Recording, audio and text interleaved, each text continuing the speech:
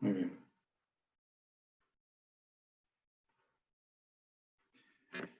Muy bien, buenos días, buenas tardes en Europa, buenos días en América. Tenemos una nueva edición de este ciclo de webinarios de la Red Iberoamericana de Aprendizaje e Investigación en Salud RIMAIS. Como sabéis, este ciclo de webinarios es organizado por RIMAIS en colaboración con la CEGIP, la Secretaría General Iberoamericana, el Ministerio de Salud de Costa Rica, el Instituto de Salud Carlos III y la Escuela Andaluza de Salud Pública. Transmitimos a través de Gaceta Sanitaria que nos permite utilizar su canal para difundir estos contenidos. Hoy tenemos el placer de recibir a la doctora Gina Magnolia Riaño, que va a hablarnos desde una perspectiva transversal a toda la región latinoamericana sobre los efectos y las situaciones que se han generado en el contexto de esta epidemia por COVID-19 en Iberoamérica. La doctora Riaño es licenciada en Derecho con especialidad en Seguridad Social y Derecho Administrativo, con diferentes formaciones a nivel de máster en Dirección y Gestión de Sistemas de Seguridad Social y Gestión de Bienestar y Servicios Sociales. Actualmente es secretaria general de la Organización Iberoamericana de Seguridad Social y ha trabajado como ministra de Trabajo y Seguridad Social y ministra de Salud en Colombia. Es también docente e investigadora en diferentes universidades colombianas. Doctora Riaño Barón, bienvenida. Muchísimas gracias, Jaime. Muy buenas tardes desde Madrid. Muy buenos días para todos en América Latina y el Caribe. Quiero en primer lugar agradecer a la Red Iberoamericana Ministerial de Aprendizaje e Investigación en Salud, inscrita a las redes iberoamericanas que maneja la Secretaría General Iberoamericana. Enviar un saludo de parte de nuestra Secretaria General Iberoamericana, doña Rebeca Greenspan, y un saludo también muy especial a la Escuela Andaluza de Salud y todos quienes colaboran en esta serie de webinarios en los que se está discutiendo los efectos de la pandemia. Gracias por invitar a la Organización Iberoamericana de Seguridad Social. Este es un organismo internacional de carácter técnico y especializado que tiene como finalidad promover el bienestar económico y social de los países iberoamericanos a través del fortalecimiento de los sistemas de seguridad social, de salud, de pensiones, de riesgos laborales y sistemas de protección social. En el día de hoy veremos cuáles han sido los impactos en los sistemas de seguridad social y cuáles son los retos y desafíos de los sistemas de salud frente a la pandemia. En primer lugar, vamos a ver dentro de la agenda que he preparado, me permitiré compartir una pantalla. En primer lugar, la salud como un bien público, como un derecho fundamental.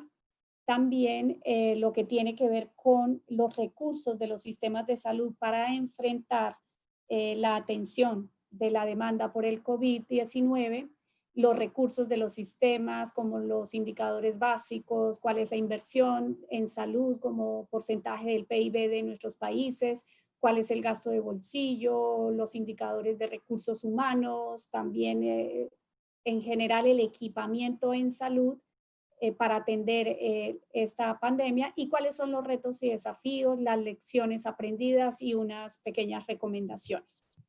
En primer término, veremos entonces qué es la salud como un bien público y como un derecho fundamental. Desde la Constitución de la Organización Mundial de la Salud de 1948 se declara la salud como un derecho humano fundamental y también se vuelve a recordar esta misma categoría en la Declaración de Alma Ata de 1978, aquella declaración en la que se estableció la salud para todos. También la mayoría de los países de nuestra región han realizado muchas reformas a las constituciones, reformas de segunda y tercera generación, y en esas reformas se han podido recategorizar los derechos de la salud, que eran derechos prestacionales, como derechos fundamentales. De manera que en la práctica totalidad de las constituciones de América Latina, la salud es un derecho fundamental. Recordar también que la salud fue objeto de tratamiento en la Agenda 2030 como un ODS, el ODS número 3, que describe cómo se debe obtener de aquí al 2030, dentro de 10 años, una garantía de una vida sana y promover el bienestar de todos en todas las edades. Mantener el carácter universal, público y gratuito del sistema sanitario, así como garantizar la sostenibilidad, es uno de los objetivos de los ODS. Sin embargo, tener en cuenta que todos los objetivos de desarrollo sostenible están interconectados y que se requiere conseguirlos todos para poder tener un planeta sostenible, trabajar por las personas, por la paz, por la prosperidad y también por el partenariado. En primer lugar, les quería compartir el contexto demográfico de América Latina y el Caribe.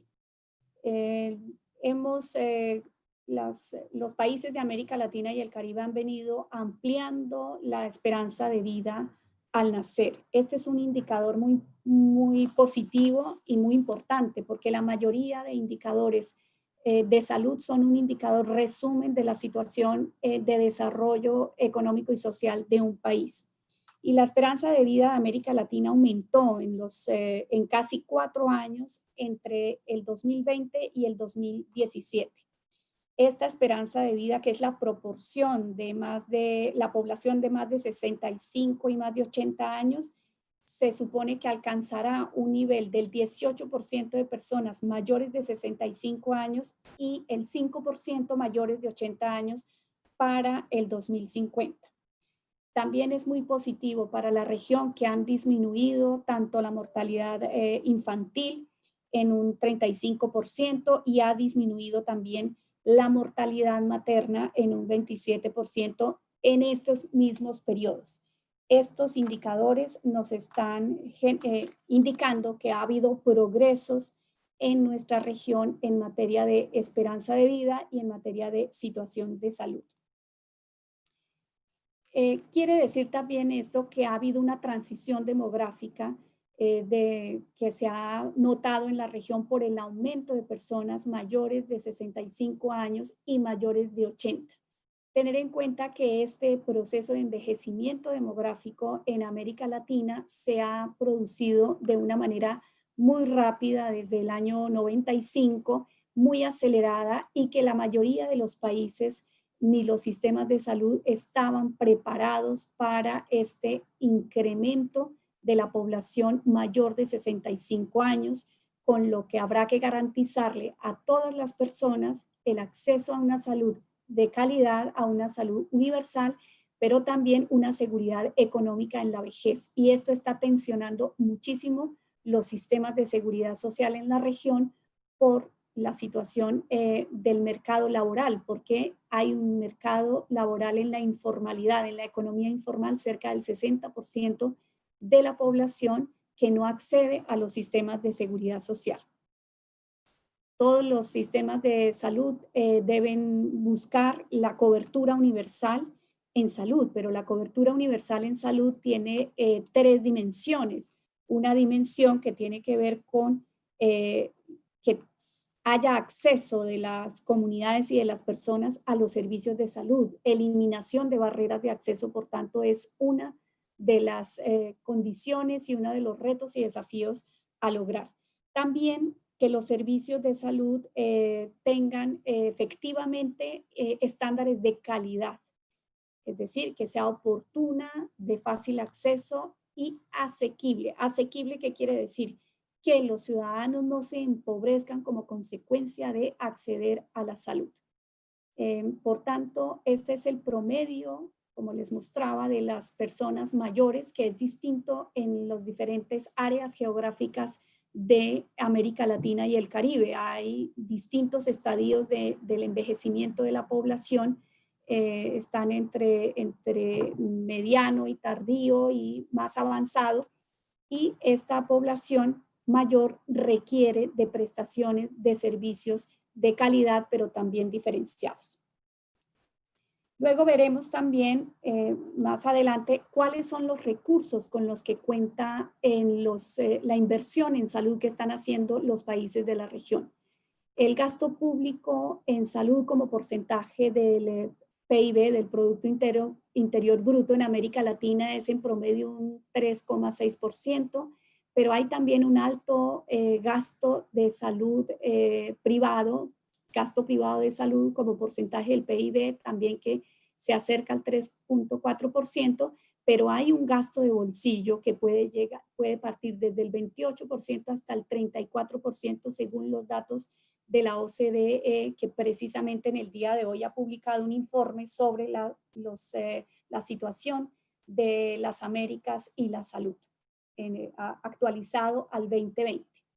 Esta situación, por supuesto, el gasto de bolsillo puede empobrecer a muchas familias que tienen que recurrir a su propio presupuesto particular para o la compra de medicamentos o a realización de procedimientos que no están contemplados en los planes de beneficio. Esto es muy importante a tener en cuenta, sigamos por favor, porque el gasto en salud como porcentaje del PIB en los países de la OCDE puede llegar hasta el 9% y lo que recomienda la OMS es que sea cerca del 6%, perdón. En este gráfico vemos cuáles son los gastos de salud en América Latina y el Caribe per cápita, es decir, que mientras que en América Latina y el Caribe el gasto puede llegar a ascender a un poco más de $1,000 per cápita, en los países de la OCDE puede llegar casi a $4,000 per cápita. Obviamente que esto hace la diferencia, se combina el gasto público, el gasto privado y el gasto de bolsillo. Tener en cuenta también que en la región la gran problemática que tenemos son los sistemas de salud fragmentados, es decir, que van desde el sistema público, el sistema de la seguridad social y también los seguros privados. Este es el gasto de bolsillo como parte de los gastos de salud que llega a un 30% en la región. Quisiéramos avanzar hacia un gasto cero de bolsillo y que haya más inversión por parte de los impuestos generales en los sistemas de salud universales. Continuamos, por favor. En materia de recursos humanos también tenemos una desventaja frente a los países de la OCDE. En este caso, en las Américas, el recurso humano por cada 10,000 habitantes, es decir, el número de médicos en porcentaje en América Latina y el Caribe es de 21 médicos por cada 10,000 habitantes, enfermeras, 45 enfermeras y dentistas más o menos 7 por 10,000 habitantes. Esto, por supuesto, está por debajo de los estándares mundiales en los que se establece otro tipo de estándar para la atención de la salud de las personas en la región. Esta también son la dotación de equipamiento en salud. Este es el número de camas hospitalarias por cada 1,000 habitantes y en América Latina y el Caribe tenemos en promedio 2,1 camas por cada 1,000 habitantes, pero también en las camas de cuidado intensivo tenemos un reto y un desafío mayor de poder generar los suficientes recursos y camas para atender a toda la población que podría necesitar una cama de cuidados intensivos. Mientras que en los países de la OCDE el número de camas por cada 1,000 habitantes es de 4,7, en América Latina y el Caribe es de 2,1. Y en materia de camas de cuidado intensivo, mientras que en América Latina podemos contar con 9,1 camas, en los países de la OCDE 12. Pero aquí tenemos que siempre tener en cuenta que las regiones en América Latina son muy diversas, muy diferentes y hay zonas de algunas regiones de países, sobre todo en la selva amazónica o zonas alejadas en las que ni siquiera se puede contar con una cama de cuidados intensivos y raramente cerca de donde está la población pueden haber esta disposición de insumos y de camas hospitalarias. También, ¿cuál es otro de los indicadores y de los, digamos, las fuentes mejoradas de agua y el acceso al saneamiento básico, que es tan importante sobre todo en el combate y en la prevención del contagio y de la pandemia? Se dice por parte de la OCDE también que más o menos 30 millones de personas no tienen acceso al agua potable ni al saneamiento básico, y esta es una de las principales fuentes de prevención del contagio, pero sobre todo es un indicador de salud muy importante. El acceso al agua potable tiene un indicador que nos permite establecer si en el área urbana o en el área rural los ciudadanos, las personas pueden tener acceso a un agua potable consumible, y también si tienen acceso al saneamiento básico. Estos son los determinantes sociales de la salud, que muchas veces no están dentro de los sistemas de salud, pero que sí están en el entorno de la salud. La educación, el acceso al agua potable, el acceso a las fuentes mejoradas de agua o al saneamiento básico son unos indicadores muy importantes que nos pueden dar idea de que la población tiene acceso a estos servicios para tener sistemas de salud y para mejorar su propia salud. Sigamos, por favor. ¿Cuáles son los retos y desafíos y cuáles son las lecciones aprendidas después de esta pandemia? Como acabamos de ver, estos indicadores nos están ya señalando que en América Latina partimos en una situación de déficit en casi todos los sentidos, en inversión, en gasto, en inversión también de insumos, también partimos con diferencias en cuanto a la disposición de establecimientos hospitalarios. Todos los países de la región frente a la pandemia han tomado medidas para poder atender la atención, la urgencia sanitaria, haciendo hospitales de emergencia, ampliando el número de camas y construyendo las empresas, respiradores, ventiladores, para poder atender a aquellas personas que pudieran caer en la necesidad de tener un respirador o un ventilador. Y por esa razón, creo que una de las principales lecciones aprendidas de esta pandemia es la de el fortalecer la atención primaria en salud. Es muy importante. Esta fue una declaración que se hizo también en el año 78 en Alma Ata, pero no cumplimos, al parecer, ninguno de los países de la región con los objetivos de esta atención primaria en salud, y ahora tenemos que nuevamente insistir en la inversión en políticas públicas de atención primaria en salud. Otra de las lecciones aprendidas y que desde la Organización Iberoamericana de Seguridad Social venimos relevando es el apoyo psicológico que debemos dar al personal sanitario, a los pacientes y a sus familias. Lo pudimos ver con ocasión de la ocurrencia de muchos hechos y de la saturación de las urgencias y de la saturación en el acceso a los hospitales de la población sanitaria que no tenía, o por la población, los propios trabajadores de la salud que no contaban con los suficientes equipos de protección individual, los suficientes equipos de protección personal para evitar el contagio.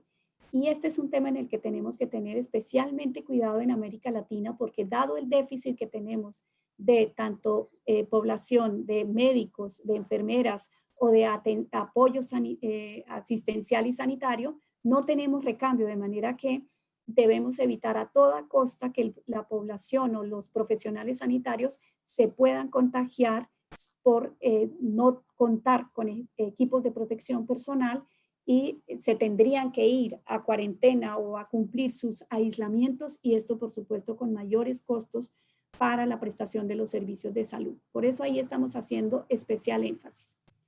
También en el tema del impacto de las unidades de cuidado intensivo, se tuvieron que generar unidades de cuidado intensivo rápidamente en los hospitales por la carencia de suficiencia de unidades de cuidado intensivo para atender los pacientes que requerían, por ejemplo, atención de un respirador o una intubación.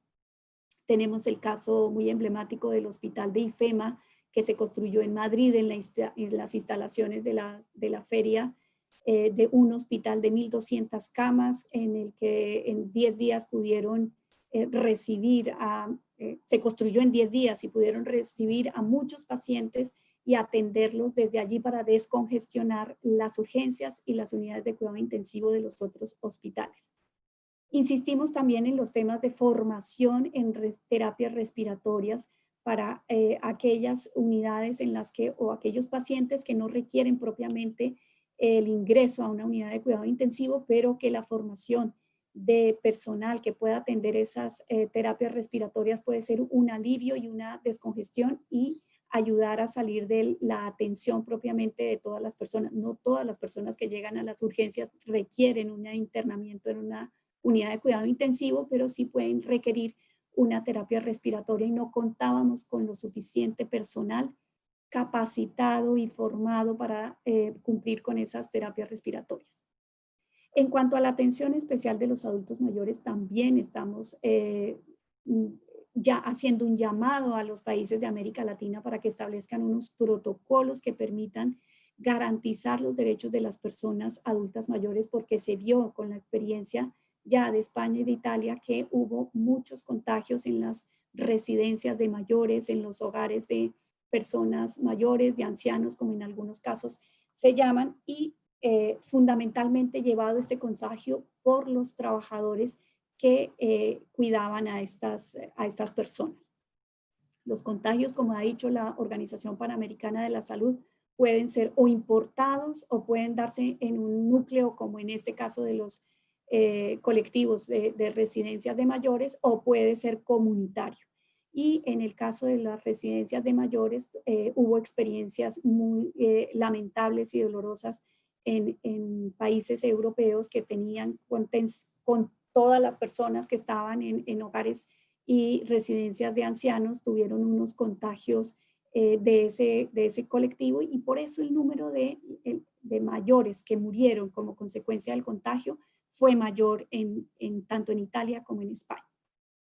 Otro tema en el que también estamos haciendo especial énfasis es en el tratamiento de los residuos que se generan por las medidas de prevención y sobre todo los elementos de protección, las mascarillas, los barbijos o los tapabocas, los guantes, los vestidos o ropa antifluida que usan el personal sanitario, son residuos que se les debe dar un tratamiento adecuado para evitar la contaminación, porque muchos de estos son de plástico. De manera que ahí también la Organización Iberoamericana de Seguridad Social ha aportado con los protocolos que tienen algunos países de Europa para el tratamiento de estos residuos. Y en cuanto a los protocolos, muy importante establecer los protocolos de atención a las personas que resulten contagiadas. La utilización de las tecnologías ha sido muy importante, el establecimiento de apps para poder hacer autodiagnósticos.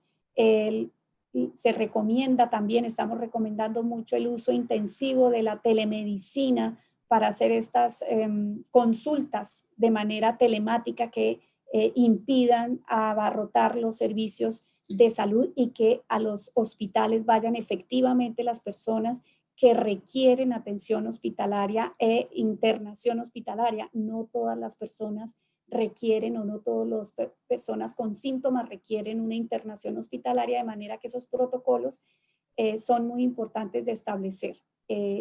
La tecnología usada al servicio de la pandemia, la innovación.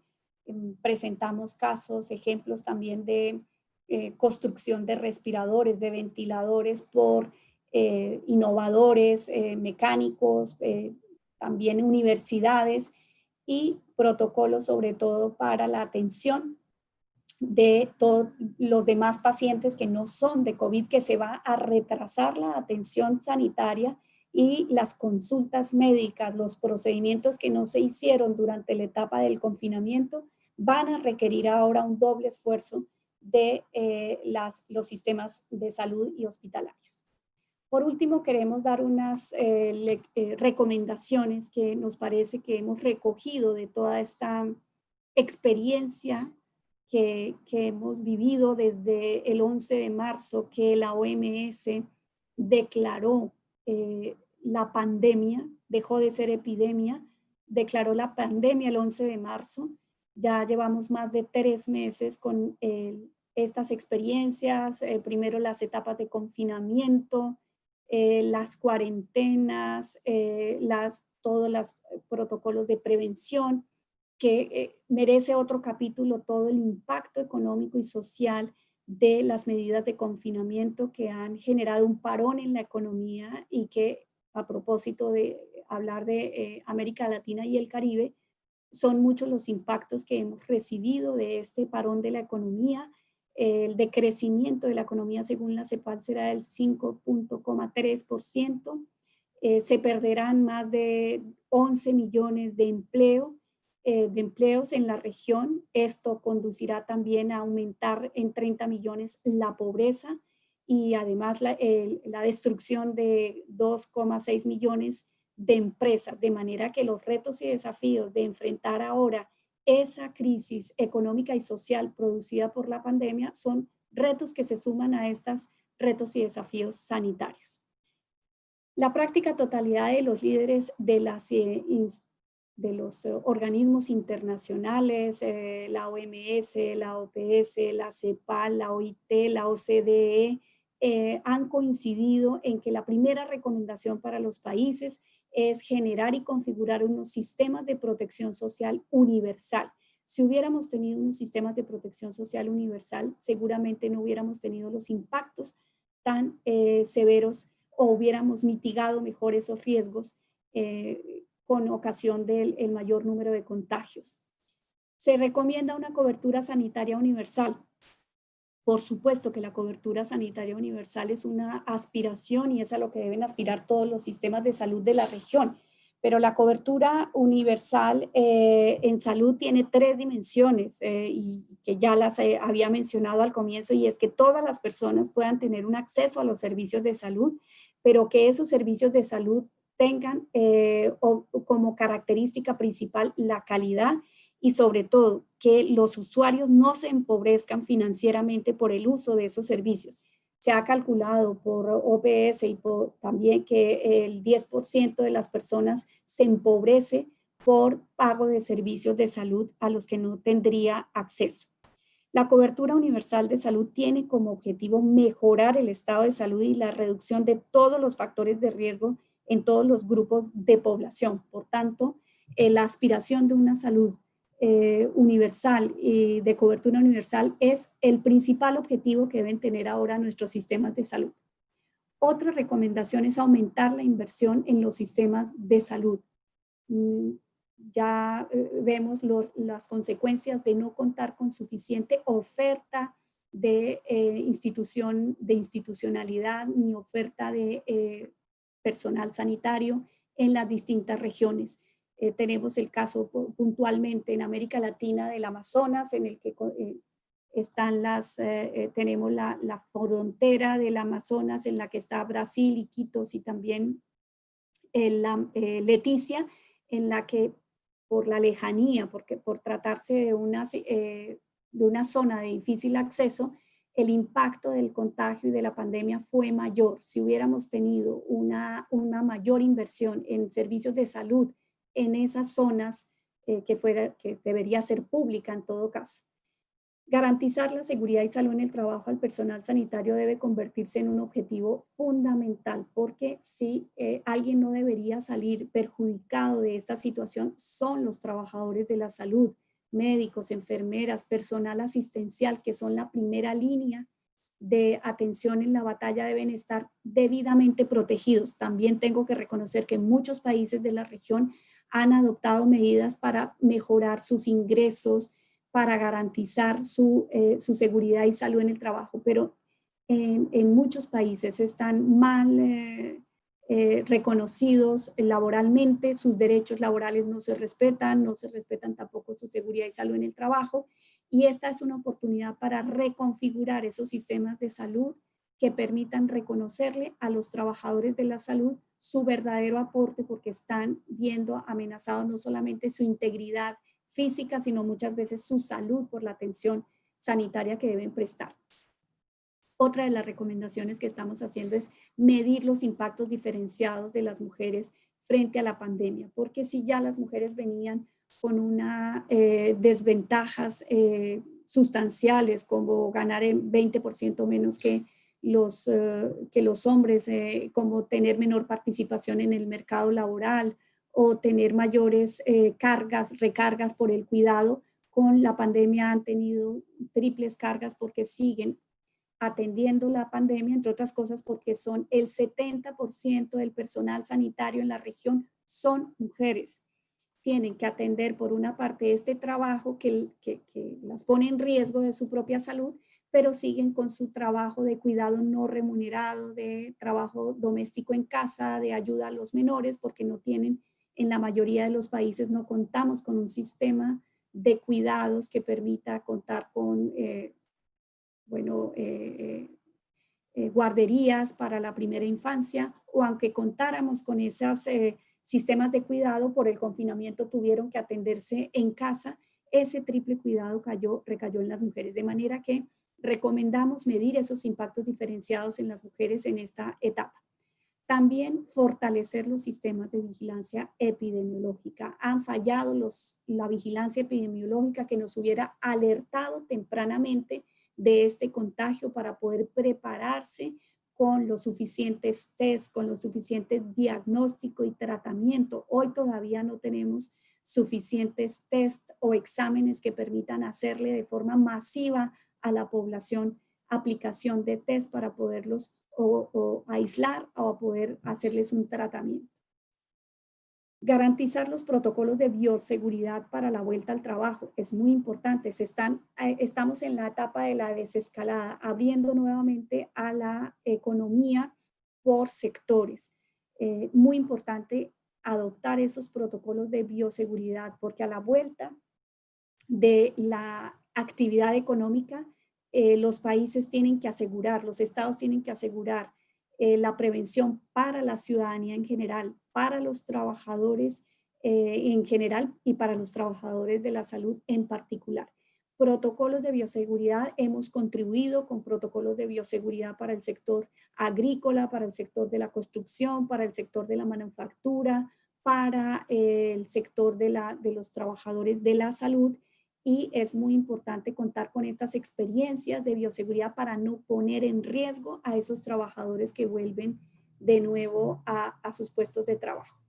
Mayor cooperación y mayor multilateralismo. Hemos visto cómo se hace más necesario que nunca una respuesta coordinada, una mayor cooperación entre los países para poder aprender de las experiencias exitosas, para poder ayudarnos también unos y otros. Si tuviéramos una respuesta coordinada en las zonas de frontera, seguramente no tendríamos los problemas que tenemos en este momento de incidencia, de contagio y de letalidad que tenemos en las zonas de fronteras en muchas fronteras de América Latina y el Caribe.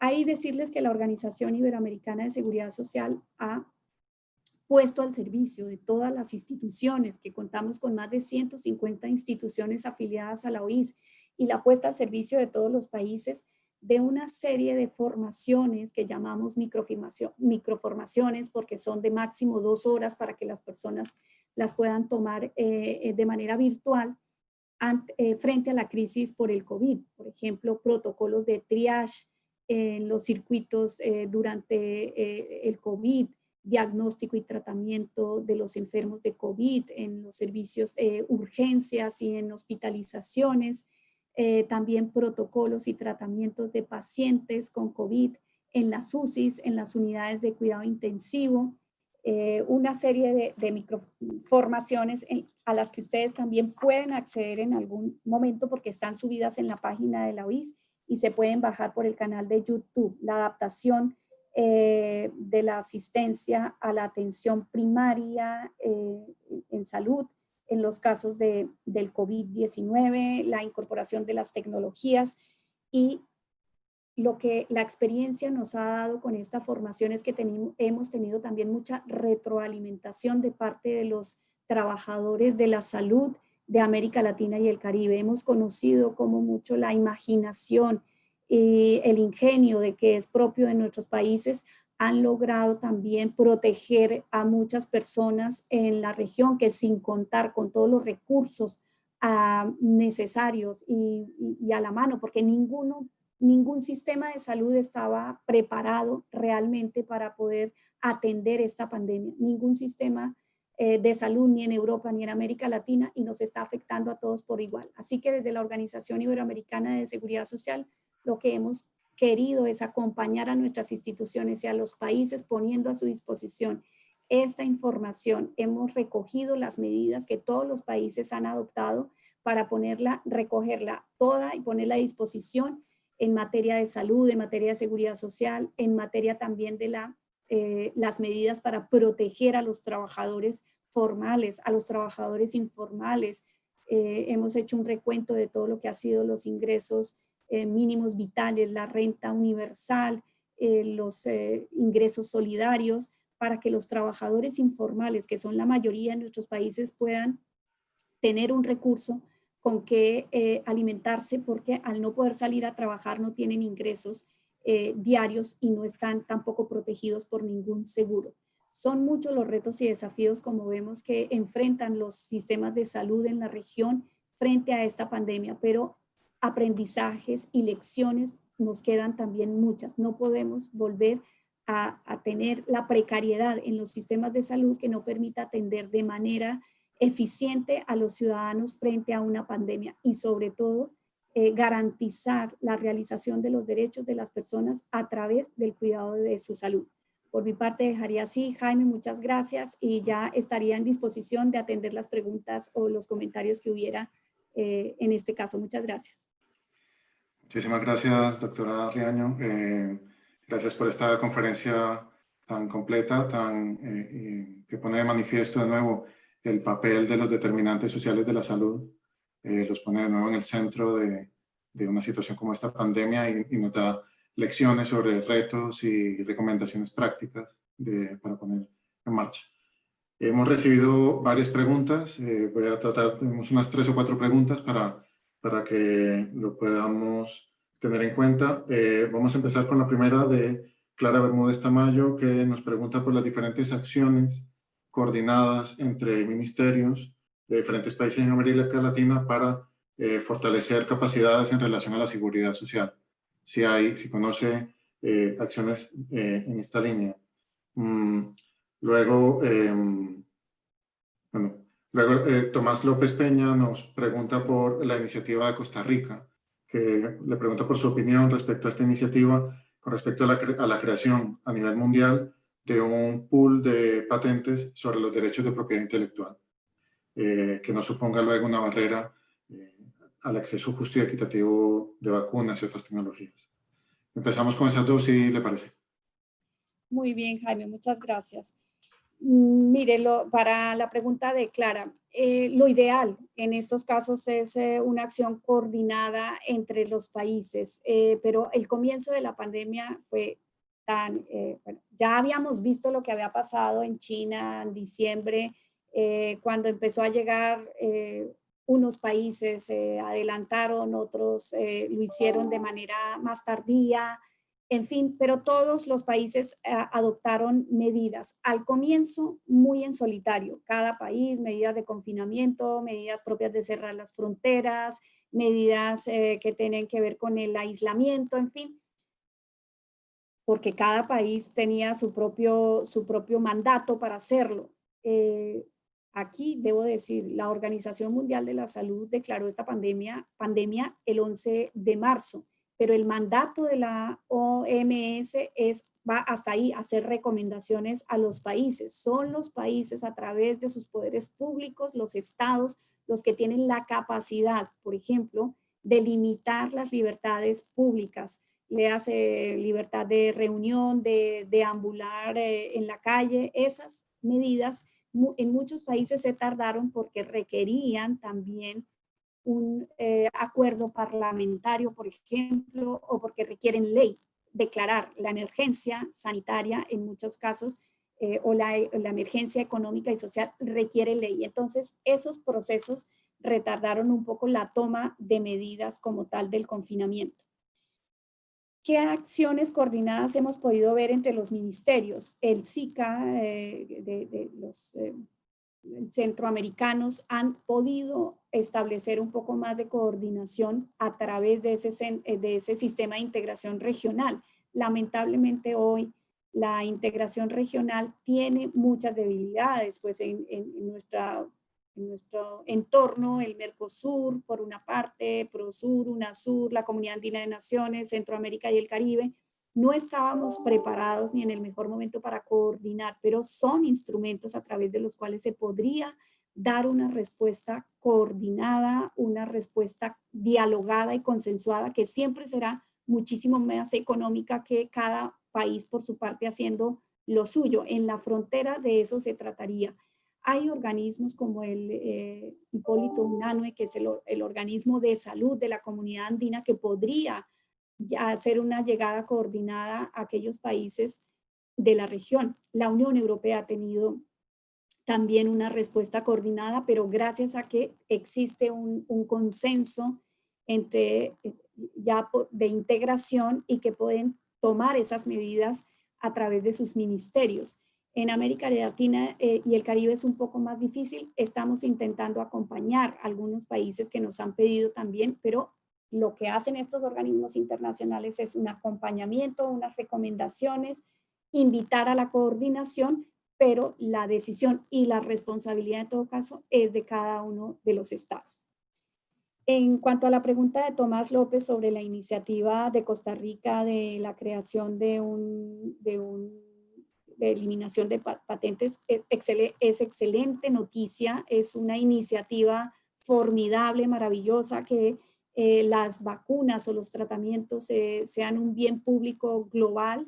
Eso ayudaría muchísimo a la mejora del acceso y la oportunidad. Supongamos, hoy no tenemos una vacuna, podrá estar dentro de 6, 12 meses, 18 meses, pero ¿cómo será la fabricación, la comercialización, la distribución, la obtención de esa vacuna? Y si las desigualdades en salud se perpetúan y no las evitamos, pues alguna población quedará fuera del acceso a esas vacunas o a esos tratamientos que les permitan combatir el COVID, el SARS-CoV-2, como se llama efectivamente este virus, y poderlo enfrentar. Es una iniciativa que merece todo nuestro aplauso, todo nuestro apoyo. Por supuesto que eso debería ser así. Las vacunas deberían ser un bien público y como tal que los países puedan acceder independientemente de su capacidad económica o no, o los ciudadanos también independientemente de su capacidad económica. Muchas gracias por estas respuestas. Una pregunta más de Ana Isabel Martínez, que le felicita por esta excelente ponencia. Desde la perspectiva de hoy, ¿cuál es el desafío visualizado ante la pandemia COVID-19 en los países de América Latina, máxime cuando es ahora el epicentro de la pandemia? Bueno, pues Ana Isabel, muchas gracias por el comentario. Bueno, el reto y el desafío es mayor porque si bien no contamos con unos estados de bienestar como en Europa, que soportan mucho el caso de una crisis económica, esta crisis, lo han dicho la mayoría de los organismos económicos, es más fuerte, más profunda, más prolongada que la que hubo en el 2008. Una caída de la productividad, por supuesto, de la competitividad, una caída en los ingresos, un aumento de la pobreza y del desempleo. Muchos países han visto duplicarse su desempleo en estos momentos como consecuencia de no poder acudir al trabajo, pero también muchas medidas para mitigar. En muchos países se han tomado medidas para mitigar esos efectos indeseados económicos de la pandemia, con ingresos para las familias, con alimentos, con medicamentos para las familias. Aquellos países que tenían transferencias condicionadas aumentaron la cobertura de la población en transferencias condicionadas.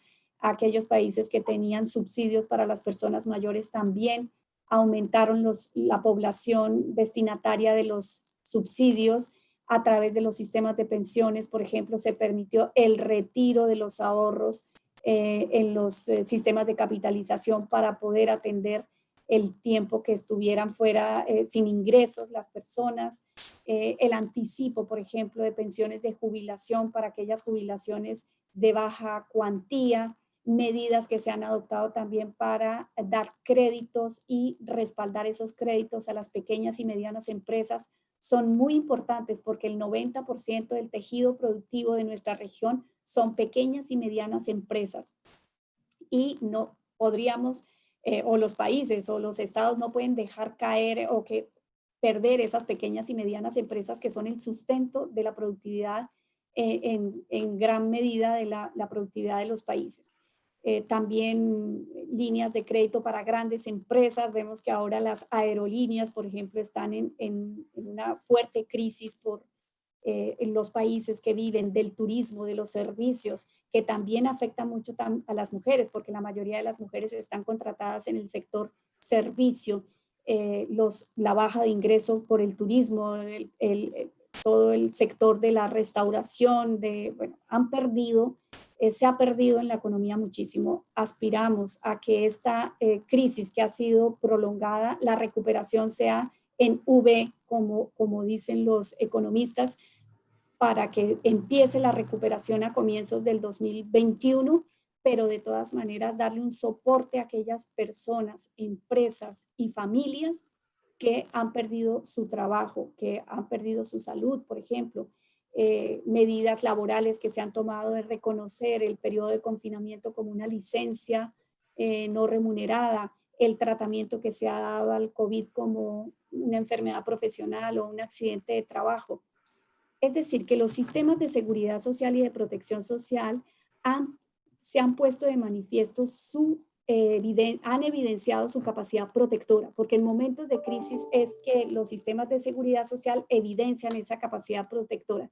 De ahí que los países que han tenido sistemas de protección social, sistemas de seguridad social fuertes, han podido enfrentar mucho mejor esta situación de crisis económica y de salud y social que aquellos países que no. Por eso la primera recomendación es, si no contamos con sistemas de protección social universales, configurar a partir de ahora, es nuestra oportunidad, sistemas de protección social fuertes, con institucionalidad fuerte, porque a veces lo que hicimos en muchos países de la región fue destruir la institucionalidad de la seguridad social y hoy no tenemos una institucionalidad capaz de llegar a los ciudadanos. Hemos tenido problemas con la data, con el sistema de información, porque contamos con la información de los ciudadanos que son objetivo de los subsidios, por ejemplo, la población pobre y vulnerable y que están afiliados a todos los programas asistenciales, tenemos la información de esos ciudadanos. Tenemos la información de los ciudadanos que están en el empleo formal también, que están afiliados a la seguridad social, pero los trabajadores informales, que son como el 50% de la población en Colombia, en América Latina y el Caribe, no las tenemos identificados. Y ha sido difícil llegar a estas personas, no están bancarizados, no los tenemos identificados, no sabemos dónde están viviendo, razón por la cual si tuviéramos un sistema de protección social fuerte y universal, podríamos haber llegado de manera más oportuna. Los retos son muy grandes, pero también tenemos muchas oportunidades. La capacidad ahora de darle el verdadero valor a los sistemas de protección social, a los sistemas de salud, mayor inversión en los sistemas de salud. Estamos en un promedio del 3.4% del PIB en América Latina y el Caribe y debemos llegar por lo menos al 6,6% del PIB, que es la recomendación que nos está haciendo la OMS. Así que tenemos muchas oportunidades y el consenso y la voluntad política de los gobiernos será muy importante para salir de esta crisis fortalecidos, sin dejar a nadie atrás.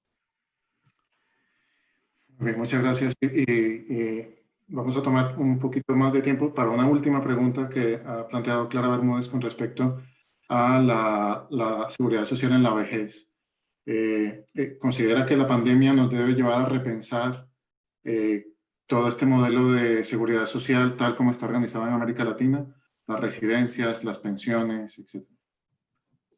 Y con esto terminamos.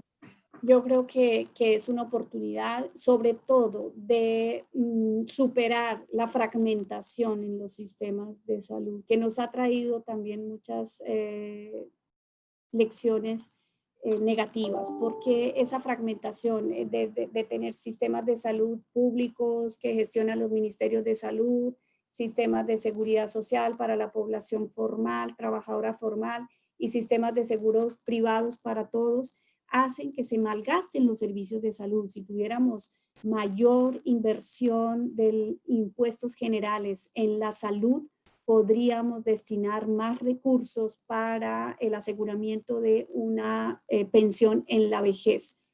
Reformular los sistemas de seguridad social, sí hay que fortalecerlos, y sobre todo ese piso mínimo de protección social de que habla la OIT es necesario configurarlo en muchos países con perspectiva de derechos, porque los sistemas de protección social universal deben tener una perspectiva de derechos, universal y de derechos, claro, teniendo en cuenta que es para personas que no tienen una renta asegurada, pero que no los podemos dejar caer en la pobreza.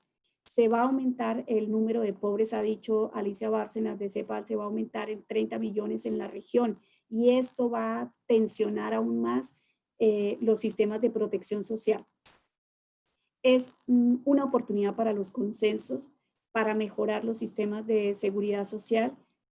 Nuestros sistemas de seguridad social tienen que ser universales. Ya debemos superar el sistema de seguro social que se configuró con base en los trabajadores formales. Es que la seguridad social, el sistema de seguros estaba para los trabajadores, pero hoy hablamos de seguridad social universal para atender las contingencias del ciclo vital. El ciclo vital es del nacimiento hasta la muerte. Todas las personas en algún momento de su vida tienen un contacto con la seguridad social. Muchas personas de la región han nacido en los hospitales de la seguridad social, por ejemplo.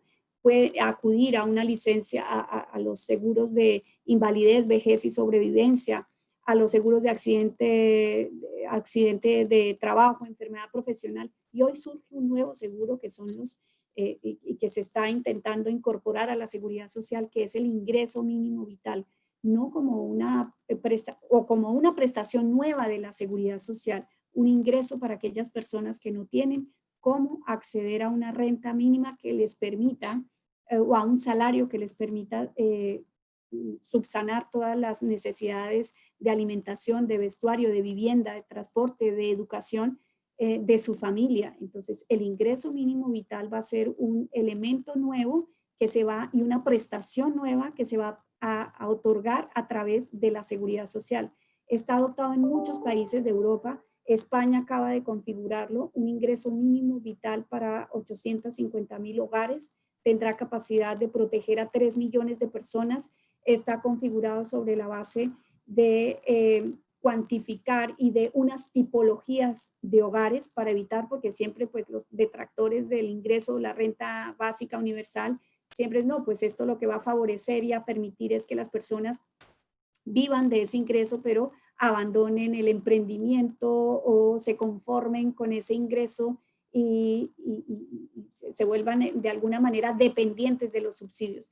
Yo creo que como se están configurando estos ingresos en Europa, son un buen modelo para que lo vean en América Latina, que los han adoptado de manera temporal, por 2, 3, 6 meses, el ingreso de emergencia familiar de Argentina, el ingreso solidario de Colombia, los subsidios de Perú y de Perú, quédate en casa, el de Chile, que son temporales, pueden tener la vocación de ser permanentes.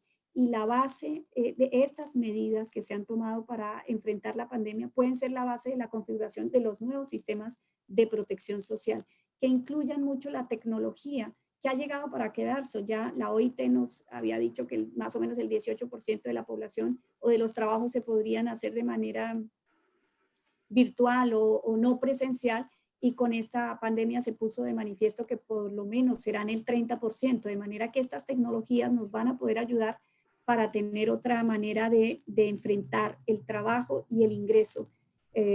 La pandemia ha traído dolor para muchas personas, para muchas familias, para muchos países, pero también oportunidades de mejora como estas, de reformular sistemas de protección social universales.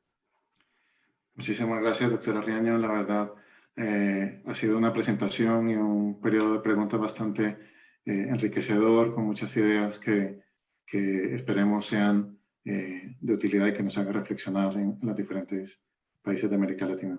Agradecerle de nuevo su generosidad. Estamos llegando al final del ciclo de webinarios, de este primer ciclo de webinarios que terminará el próximo 30 de junio, a finales de este mes. Tenemos excepcionalmente pasado mañana, jueves 18, un webinario con la doctora Catalina López Correa, que hablará del proyecto EULAC PERMET, un proyecto de cooperación científica entre Europa y América Latina que puede servir de base y puede ser un ejemplo interesante para aplicarlo en el caso de COVID. Y bueno, agradecerle nuevamente, doctora Riaño, y a todos vosotros. Os esperamos este jueves, excepcionalmente, con el próximo webinario. Muchas gracias. Muchas gracias, Jaime, y a la Escuela Andaluza un saludo especial. Muchas gracias a todos.